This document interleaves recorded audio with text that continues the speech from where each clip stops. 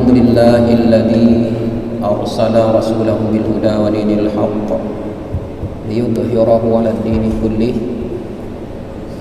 وكفى بالله شهيدا أشهد أن لا إله إلا الله وحده لا شريك له وأشهد أن سيدنا محمدا عبده ورسوله اللهم صل وسلم على سيدنا محمد وعلى آله وأصحابه أجمعين أما بعد.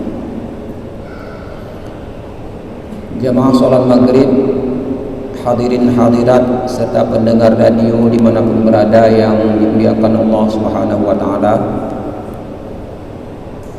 Kita menyampaikan puji syukur kepada Allah Subhanahu wa taala yang telah memberikan kenikmatan, rahmat dan karunia-Nya kepada kita hingga pada malam hari ini. Mudah-mudahan tetap dalam keadaan sehat walafiat. Amal ibadah salat maghrib yang baru saja kita laksanakan semoga diterima Allah Subhanahu wa taala. Amin ya rabbal alamin. Berikut selawat beserta salam juga kita iringkan keharibaan makhluk yang sangat mulia Nabi besar Muhammad sallallahu alaihi wasallam, juga kepada para sahabat yang telah dengan sangat gigih memperjuangkan ajaran agama ini, ulama-ulama tabi'in, tabi'in hingga akhir zaman. Jamaah salat maghrib dan pendengar radio yang dimuliakan Allah Subhanahu wa taala, sebuah hadis yang berasal dari Abu Hurairah. Bismillahirrahmanirrahim. An Abi Hurairah anna Rasulullah sallallahu alaihi wasallam atal maqbarah. Jadi Abu Hurairah bercerita bahwa suatu ketika baginda Rasulullah sallallahu alaihi wasallam mendatangi kuburan.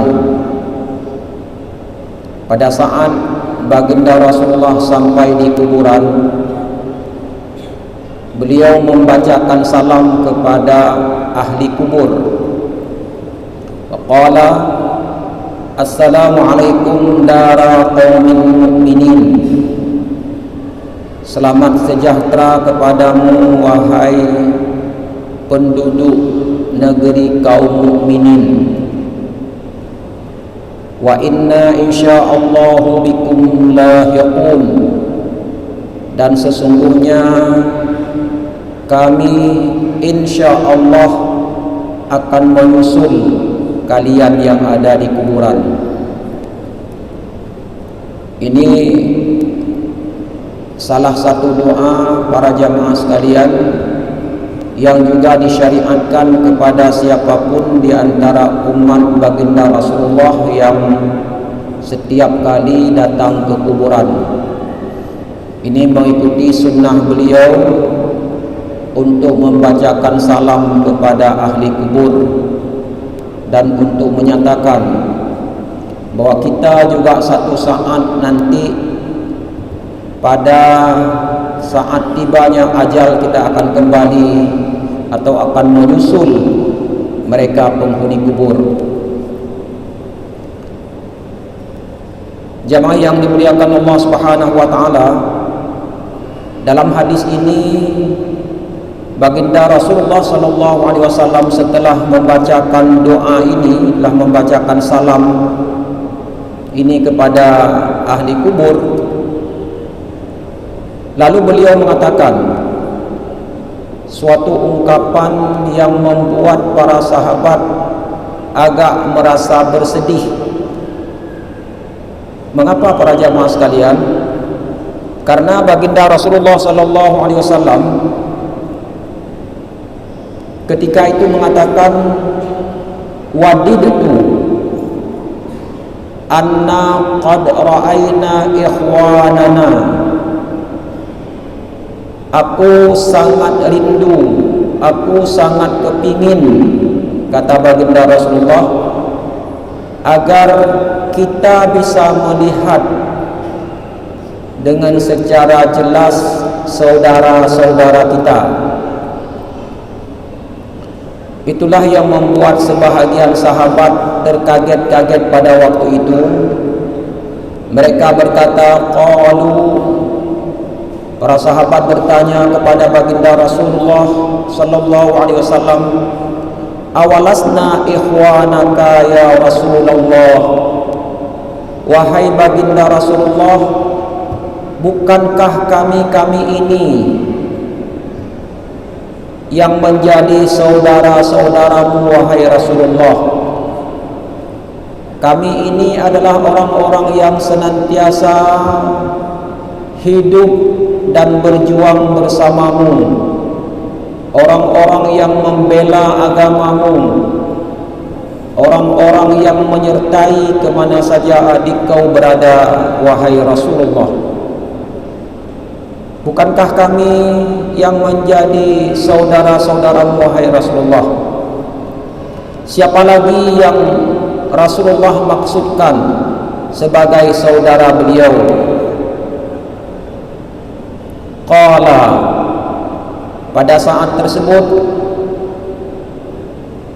memberikan jawaban kepada pertanyaan tersebut, baginda Rasulullah mengatakan, antum ashabi, kalian ini bukan saudaraku, bukan saudara kami, tetapi kalian adalah sahabat-sahabatku, kata baginda Rasulullah. Jadi di sini baginda Rasulullah sallallahu alaihi wasallam dari teks hadis ini membedakan siapa itu sahabat dan siapa itu saudara. Lalu baginda Rasulullah mengatakan, setelah beliau mengatakan kalian ini yang hidup bersamaku, berjuang bersamaku, senantiasa membelaku, kata Rasulullah, adalah sahabat-sahabatku, sementara wa ikhwanuna alladzina lam ya'tu ba'du, sedangkan saudara-saudara kita adalah orang-orang yang belum datang hingga saat sekarang. Atau saudara-saudara kita yang saya maksudkan adalah orang-orang yang belum dilahirkan ke permukaan dunia ini. Jadi saya sangat merindukan ingin bertemu dengan saudara-saudara kita tersebut. Faqalu, lalu para sahabat bertanya kepada baginda Rasulullah, kalau memang demikian wahai Rasulullah, bagaimana engkau bisa mengenal saudara-saudaramu atau saudara-saudara kita padahal mereka belum datang, padahal mereka belum lahir lagi? Lalu pada saat tersebut baginda Rasulullah mengatakan, mereka bertanya, kaifa ta'rifu man lam ya'ti ba'du min ummatik, bagaimana engkau bisa mengenal orang yang memang ataupun umatmu yang memang belum lahir, umatmu yang belum ada sekarang ini wahai Rasulullah? Rasulullah ketika itu memberikan jawaban, faqala ara'aita law anna rajulan lahu khaylun ghurrun muhajjalatun baina dhahrai khailin buhmin ala ya'rifu khailah. Rasulullah membuat sebuah perumpamaan, bagaimana tanggapan kalian atau bagaimana pendapat kalian jika ada seorang laki-laki, dia punya seekor unta, yang unta itu memiliki warna putih dan bercahaya, ghurrun muhajjalatun, warna putih dan bercahaya, baina dhahrai khailin, yang unta putih yang bercahaya itu berada di antara unta lain yang berwarna hitam, duhmin buhmin, berwarna hitam pekat. Ala ya'rifu khailah, apakah laki-laki tersebut tidak bisa mengenal mana yang untanya tersebut yang berwarna putih? Ini perumpamaan yang dibuat oleh baginda Rasulullah. Bagaimana cara beliau mengenal umat beliau yang belum ada, umat beliau yang nanti akan dilahirkan Allah di akhir zaman, tentu termasuk kita sekarang. Lalu baginda Rasulullah mengumpamakan ibarat seseorang yang mempunyai seekor unta, yang unta tersebut berwarna putih di leher dan di kepalanya. Lalu unta tersebut bermain-main, sedang merumput misalnya atau sedang makan di tengah-tengah unta lain yang berwarna hitam pekat. Apakah dia tidak bisa mengenal untanya yang putih tersebut? Maka para sahabat ketika itu menjawab, bala ya Rasulullah, kalau memang demikian tentu saja laki-laki yang memiliki unta tersebut bisa mengenal untanya, karena berbeda sekali dengan unta-unta yang lain, yaitu unta yang berwarna putih. Qala, lalu baginda Rasulullah melanjutkan,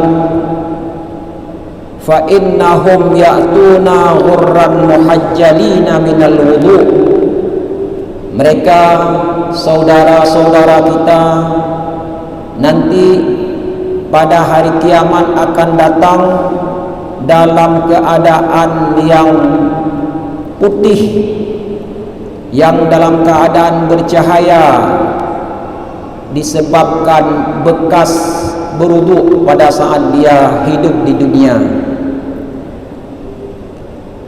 Ghurran muhajjalina minal wudu'. Jadi saudara-saudara kita nanti, kata baginda Rasulullah, tidak ada kesulitan sedikit pun untuk kita bisa mengenal mereka, karena mereka pasti berbeda dengan umat-umat yang lain, yaitu dengan adanya cahaya di wajah, cahaya di kepala mereka, di mana tempat-tempat tersentuhnya dibasahi dengan air-air wudu. Kata baginda Rasulullah, wa ana faratuhum 'alal haud, dan saya nanti, kata baginda Rasulullah, akan menunggu saudara-saudara kita tersebut di taman, di telagaku, di tamanku, kata baginda Rasulullah. Ala la yudadanna rijalun an haudi, tetapi ketahuilah, kata baginda Rasulullah, nanti pada hari kiamat itu, pada saat-saat tersebut, kata baginda Rasulullah, akan ada orang-orang yang dihalau agar mereka tidak bisa mendekati telagaku, agar mereka tidak bisa mendekati tamanku, kata baginda Rasulullah. Tidak semua orang nanti bisa mendekati taman Rasulullah, atau tidak semua orang nanti pada hari kiamat bisa mendekati telaga baginda Rasulullah sallallahu alaihi wasallam. Kama yudadul ba'irud dallu anadi, kama yudadul ba'irud dal, sama seperti dihalaunya binatang-binatang, begitulah keadaan sebahagian orang nanti pada hari kiamat, akan dihalau, akan dijauhkan dari telagaku. Lalu pada saat itu saya tidak tega melihat saudara-saudara kita nanti yang akan datang di akhir zaman, tidak rela melihat mereka diusir, dijauhkan dari telagaku.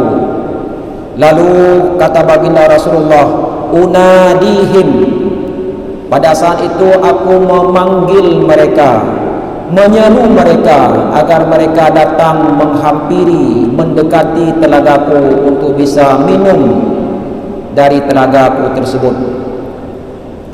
Ala halumma, baginda Rasulullah memanggil, wahai saudara-saudaraku, kemarilah, mendekatlah kepadaku, mendekatlah kepada sumurku untuk bisa minum dari sumurku ini. Demikian lebih kurang baginda Rasulullah menyeru orang-orang ataupun saudara-saudara beliau itu yang lahir di akhir zaman, tentu termasuk kita, mudah-mudahan. Tetapi para jamaah sekalian, pada saat baginda Rasulullah memanggil, menyeru orang-orang ataupun saudara-saudara beliau di akhir zaman, terutama orang-orang yang dihalau, dijauhkan dari telaga, apa dikatakan kepada beliau?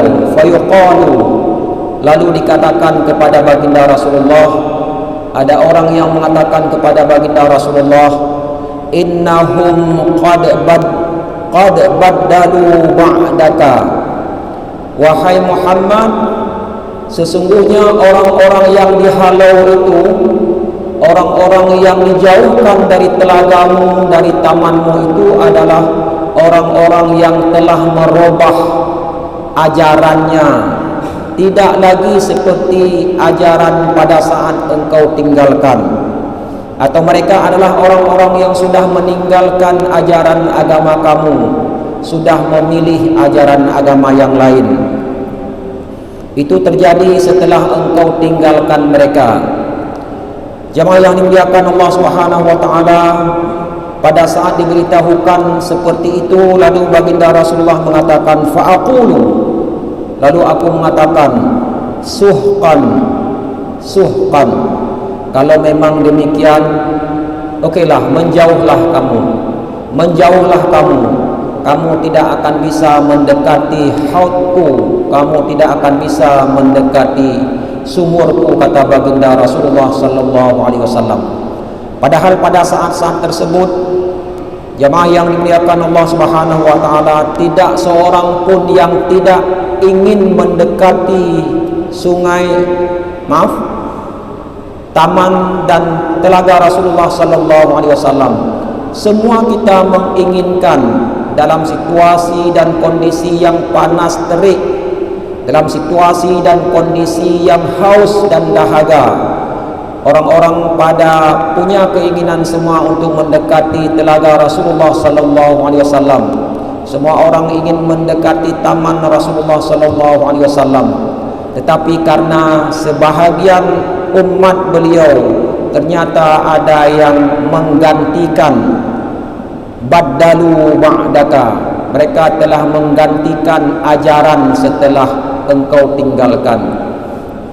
Sebahagian umat beliau dicintai, dirindukan oleh baginda Rasulullah, tetapi alangkah sayangnya para jamaah dan pendengar radio sekalian, kelompok tersebutlah yang tidak mau mencintai dirinya sendiri.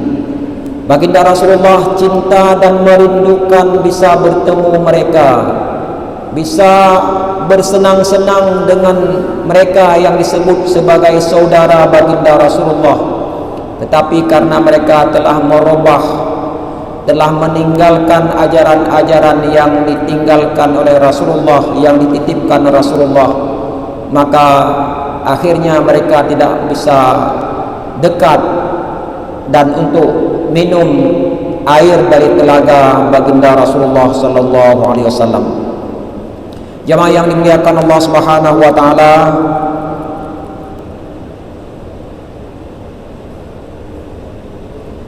lebih jauh Imam Nawawi dalam kitab syarah beliau menterjemahkan kalimat wadittu ana qad ra'ayna ikhwanana qalu awalasna ikhwanaka ya Rasulullah, qala bal antum ashabi wa ikhwanuna alladhina lam ya'tu ba'du. Jadi kalimat ini diberikan penjelasan oleh Imam Nawawi dalam kitab syarah beliau terhadap Sahih Muslim, karena hadis ini diriwayatkan oleh Imam Muslim. Kita tahu Imam Nawawi juga memberikan syarah terhadap kitab Sahih Muslim. Jadi setelah beliau menyebutkan hadis ini, beliau mengatakan, qala al-ulama fi hadzal hadisi jawazut tamanni la siyama fil khairi wa liqa'il fudala'i wa ahli shalah. Para ulama mengatakan pada hadis ini menunjukkan atau hadis ini memberikan petunjuk kepada kita dibolehkan bercita-cita, terutama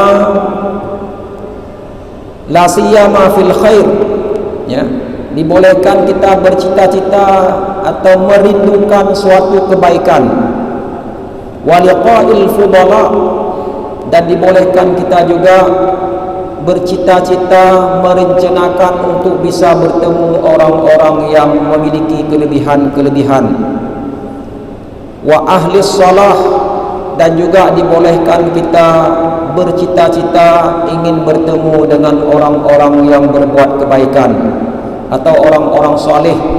Ini berdasarkan hadis ini, itu boleh-boleh saja dikatakan oleh Imam Nawawi ketika kita merindukan sesuatu kebaikan, ketika kita merindukan untuk bertemu dengan orang-orang baik, dengan para ulama cerdik pandai, yang dengan bertemu dengan mereka akan memberikan manfaat kepada kita sekalian. Wal muradu bi qoulihi sallallahu alaihi wasallam wadidtu anna qad ra'ayna ikhwanana ay ra'aynahum fil hayatid dunya. Jadi dipahami dari kata-kata Baginda Rasulullah, saya kepingin sekali, saya rindu sekali untuk bisa bertemu dengan saudara-saudara saya. Apa arti dari kata-kata ini? Itu artinya adalah ra'ainahum fil hayatid dunya. Ra'ainahum fil hayatid dunya. Saya kepingin, kata Baginda Rasulullah, agar saudara-saudara kita itu bisa melihat secara langsung pada saat di dunia. Bagaimana caranya? Kita-kita ini yang belum lahir sampai di akhir zaman nanti, diinginkan oleh Rasulullah maunya sempat bertemu dengan beliau ketika di dunia. Bukan saja di akhirat, ketika di dunia kepingin sekali Baginda Rasulullah, rindu sekali Baginda Rasulullah kepada kita untuk bertemu dengan kita para jamaah sekalian. Tapi apa boleh buat, seperti disebutkan pada bahagian akhir tadi, kalaupun tidak bertemu di dunia, pada saat kita seharusnya bisa bertemu dengan Baginda Rasulullah, bisa mendekati taman Baginda Rasulullah, bisa mendekati telaga air Rasulullah sallallahu alaihi wasallam, tetapi pada saat kita tidak sadar diri lagi, kita tidak mencintai diri kita, Baginda Rasulullah mencintai kita, Baginda Rasulullah merindukan kita, tetapi kita sendiri tidak mencintai, merubah ajaran-ajaran Rasulullah, menggantikan ajaran dan akidah yang ditinggalkan oleh Rasulullah, memilih ajaran-ajaran yang lain. Jemaah yang dimuliakan Allah Subhanahu wa taala,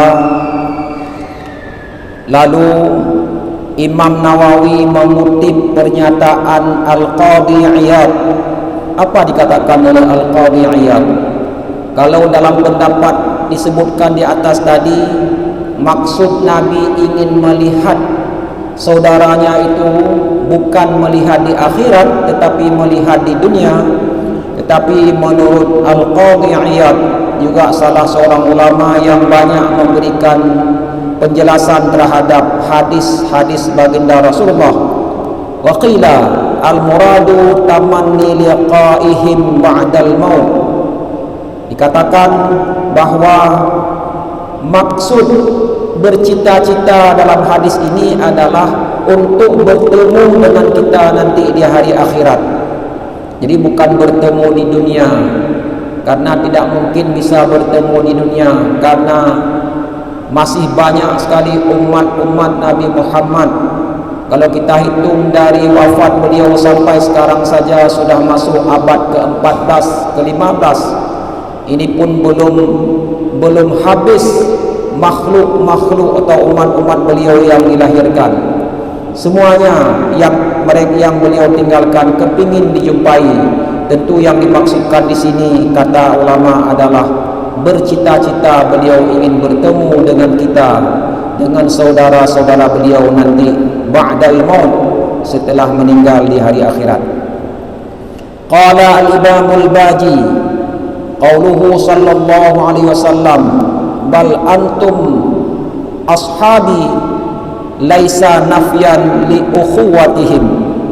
Jadi pada saat baginda Rasulullah mengatakan kepada para sahabat beliau, seperti yang disebutkan tadi, bahwa pada saat baginda Rasulullah mengatakan beliau rindu ingin ketemu dengan saudara-saudaranya nanti, lalu para sahabat mengatakan, bukankah kami sebagai saudara-saudaramu ya Rasulullah?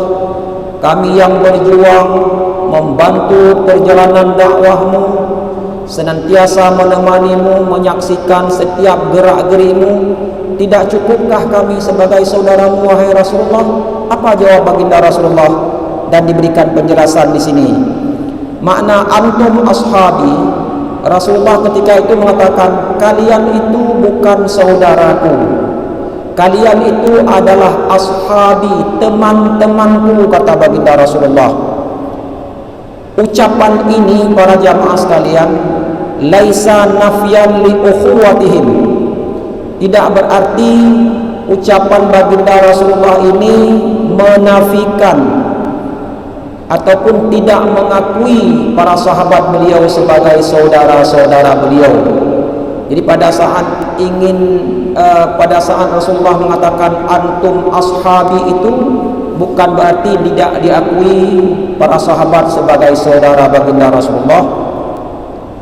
Walakin dzakara martabatahum azyadah bisuhbah.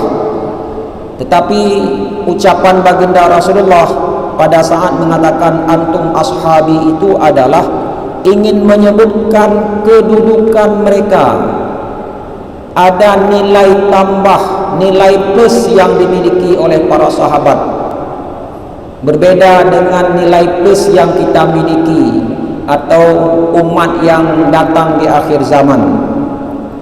Dikatakan di sini zakara martabatahum ziyadata bisuhbah. Jadi ada nilai tambah yang dimiliki dengan sebab bersahabat dengan orang-orang yang hidup pada zaman Rasulullah, atau orang-orang yang hidup pada zaman Rasulullah bersahabat dengan baginda Rasulullah. Fahaulai ikhwatun sahabah. Lalu di sini dikatakan bahwa para sahabat itu adalah saudara yang sahabat. Jadi selain saudara dan sahabat, jadi kalian itu adalah saudaraku juga, tetapi selain saudara juga kalian sahabat, senantiasa menemaniku, mendekatiku, membantuku dalam setiap perjuangan. Walladzina lam ya'tu ikhwatan laisu bisahabah. Sedangkan orang-orang yang belum datang atau mereka-mereka di antara umatku yang belum lahir, yang nanti akan lahir di akhir zaman, itu mereka adalah ikhwatan laisa bisahabatin. Mereka hanya sebatas saudara tetapi tidak sebagai sahabat. Jadi pernyataan ini para jamaah sekalian tidak mengecilkan makna sahabat. Jadi ketika Rasulullah mengatakan rindu dan ingin ketemu dengan umat beliau di akhir zaman, lalu sahabat mengatakan, kenapa bukan kami dianggap saudara? Tetapi baginda Rasulullah menjawab, mereka adalah sahabat. Itu bukan berarti mengecilkan kedudukan mereka. Di sini dijelaskan oleh Qadhi Iyad makna ucapan baginda Rasulullah, antum kalian itu sahabatku adalah kalian selain sahabat adalah saudaraku, atau selain saudaraku adalah sahabatku. Tetapi orang-orang yang belum hadir, umat-umatku yang saya merindukan mereka hanya sebatas saudara, tidak sahabat, karena mereka tidak sempat bertemu denganku. Mereka tidak bisa melihat aku, tidak bisa berperang membela agama Allah di permukaan bumi. Ini yang membedakan kalian wahai sahabatku dengan saudara-saudara yang saya rindukan, kata baginda Rasulullah. Kama qala Allah Ta'ala, sebagaimana firman Allah Ta'ala, innamal mu'minuna ikhwah, sesungguhnya semua orang-orang mukmin adalah saudara. Di sini dipahami bahwa ketika baginda Rasulullah mengatakan kita sebagai saudara itu sesuai yang tercantum dalam firman Allah, semua yang namanya orang mukmin itu adalah berstatus sebagai saudara kita. Qala al-Qadhi Iyad, namun Qadhi Iyad juga ada yang mengutip pendapat lain dan mengatakan fi hadzal hadis wa ghairihi min al-ahadis fi fadli man ya'ti akhiraz zaman. Namun ada sebahagian ulama yang mengatakan hadis ini dan hadis-hadis lainnya menyebutkan tentang keutamaan orang yang datang di akhir zaman. Jadi ada ulama dengan pernyataan Rasulullah ini ingin membedakan ada sesuatu yang istimewa yang dimiliki oleh orang-orang di akhir zaman. Apa keistimewaan orang-orang yang ada di akhir zaman, yang belum pernah melihat Rasulullah, belum pernah bertemu dengan baginda Rasulullah, tetapi setiap apa yang disampaikan Rasulullah, apakah itu berupa Al-Quran yang beliau terima dari Allah Subhanahu wa Ta'ala, ataupun pesan-pesan melalui sabda-sabda beliau yang menjadi tuntunan bagi kita, itu walaupun kita tidak bertemu dengan baginda Rasulullah, tapi semua itu kita percaya. Kita tidak melihat, tapi kita percaya. Kalian wahai sahabat-sahabatku, percaya kepadaku, mau membantu perjuanganku, karena kalian itu bisa melihat. Jadi orang yang bisa melihat, orang yang bisa bertemu dengan baginda Rasulullah sangat mudah untuk percaya mengikuti apa yang dikatakan oleh baginda Rasulullah, karena langsung bisa disaksikan bagaimana kejujuran baginda Rasulullah, bagaimana keagungan baginda Rasulullah, langsung bisa disaksikan. Tapi kita atau orang-orang yang dalam bahasa Rasulullah disebut sebagai saudara-saudara beliau, kita walaupun tidak melihat, tidak bisa bertemu dengan Rasulullah, namun semua yang dikatakan Rasulullah kita tetap percaya, yakin dan percaya terhadap semua omongan Rasulullah, baik yang beliau sampaikan melalui wahyu Allah dalam bentuk Al-Quran, ataupun pesan-pesan beliau yang disampaikan dalam hadis-hadis yang terdapat dalam kitab-kitab hadis. Kita yakin dan percaya dengan apa yang dikatakan baginda Rasulullah, taraktu fikum amraini, aku meninggalkan kepada kalian dua perkara, in tamassaktum bihima lan tadillu abada, apabila kalian berpegang kepada dua perkara tersebut, niscaya kalian tidak akan tersesat selama-lamanya, yaitu kitabullah wa sunnati, yaitu Al-Quran dan sunnah. Pada saat baginda Rasulullah mengatakan bahwa apabila kita berpegang kepada dua perkara yang ditinggalkan, artinya kita mengikuti seluruh tuntunan-tuntunan Al-Quran dan mengikuti seluruh tuntunan baginda Rasulullah dalam hadis-hadis beliau. Dikatakan baginda Rasulullah, kita tidak akan tersesat selama-lamanya.